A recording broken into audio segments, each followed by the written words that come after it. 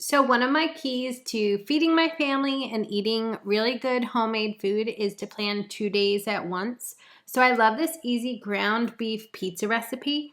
I actually made ground beef the night before for tacos, but I made two times a batch of tacos. So it was like tons of ground beef, some onion, carrots, peppers, all went into a pan, sauteed that up, browned it, and we ate half for dinner last night. And here you see I'm making taco pizza with the ground beef that's left over. So the first thing you need to do to make this pizza is to get the dough fluffy, let it rise for a few hours during the day. I do this up to all day. It gets nice and fluffy if I just leave it out on the counter. Then when I go to stretch the pizza dough, it's much easier to stretch. If there's any holes, just patch them right up. But I find it just needs a couple of different motions to stretch out the pizza dough. I have a whole tutorial on it at Sip Bite Go that you can look up.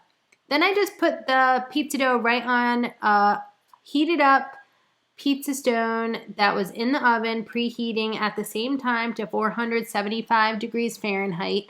Then it goes right on there with some olive oil, and it bakes for about 8 minutes. It's just par baking in there while I prep the rest of the ingredients. So you see, taco seasoning is used in the base of this pizza sauce. I also have a pizza sauce recipe. Takes like under 5 minutes to make. It's at Sip Bite Go. You can look it up. But basically, this is just salt, pepper, Italian seasonings to give it that traditional pizza sauce taste.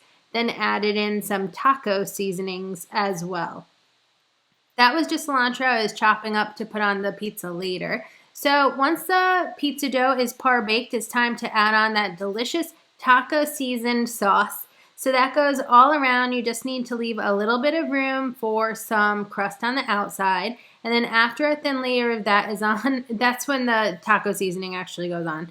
And then add on some mozzarella cheese. I also like to change it up and add some cheddar cheese as well. Cheddar cheese just kind of goes really well with taco flavors. I always put them in my tacos. And this is a leftover ground beef.